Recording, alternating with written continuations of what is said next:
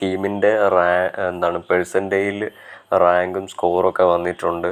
അപ്പോൾ എങ്ങനെയാണ് പെഴ്സൻറ്റേജിൽ നിന്ന് റാങ്ക് കണ്ടുപിടിക്കുന്നത് നമുക്ക് നോക്കാം.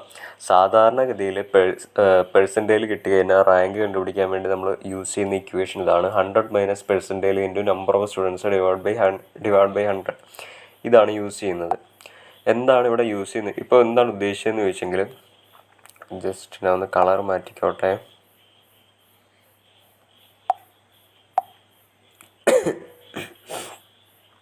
ഓക്കെ, അതായത് റാങ്ക് ഈസ് ഈക്വൽ ടു, ഇപ്പം നിങ്ങൾക്ക് ഇപ്പോൾ അതായത് ഒരു കുട്ടിക്ക് ഇപ്പോൾ കിട്ടിയിരിക്കുന്ന റാങ്ക് എന്ന് പറയുന്നത്, പെഴ്സൻറ്റേജിൽ എന്ന് പറയുന്നത് ഒരു എത്ര പറയാം, ഒരു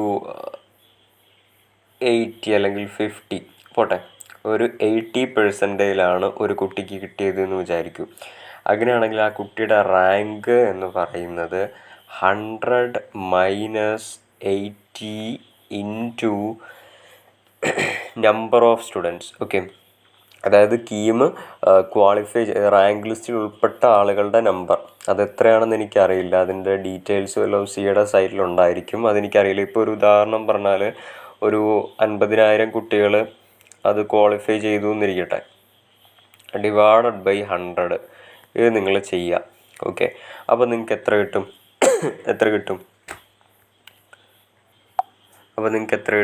that is equal to 10K, ഒരു ഓൾമോസ്റ്റ് ഒരു 10K റാങ്കിനോട് അടുപ്പിച്ച് നിങ്ങൾക്ക് കിട്ടും. ഓക്കെ, അപ്പോൾ ഇങ്ങനെയാണ് നമ്മൾ എന്ത് ചെയ്യുന്നത്, കണ്ടുപിടിക്കുന്നത്. ഓൾമോസ്റ്റ് ഒരു 10K റാങ്കിൻ്റെ അടിസ്ഥാനത്തിൽ നിങ്ങൾക്ക് കിട്ടും. ഇത് 100% ഷുവർ ആണെന്നൊന്നും നമ്മൾ പറയുന്നില്ല. ഓക്കെ, ഇതൊരു ചിലപ്പോൾ ശരിയാകാം, ചിലപ്പോൾ തെറ്റിപ്പോകാം.